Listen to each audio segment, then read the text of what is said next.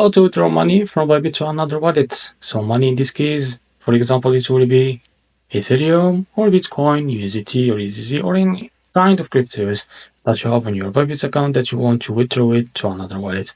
Now, first of all, what you have to do is by opening your Bybit app and make sure to log into your account. After that, tap on Assets and now tap on Withdraw. Now in the search bar, search for your token that you want to withdraw. For example, I will use the Ethereum. Now after you find your token, just tap on it.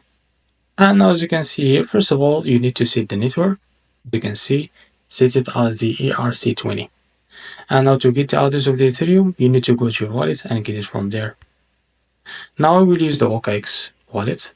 Now to get the address of that Ethereum on your wallet, what you need to do, just scroll down until you find the Ethereum, as you can see here, or you can just search for it by searching here in the search bar. So it is the same. Now we'll just keep scrolling. As you can see, this is the Ethereum. Now tap on it. To get the address, we need to tap on Receive. And as you can see, you can now copy the address by tapping on Copy. Now go back to your Bybit account, as you can see here, and paste the address here. And as you can see, you can now type the amount that you want to withdraw and now tap on Withdraw.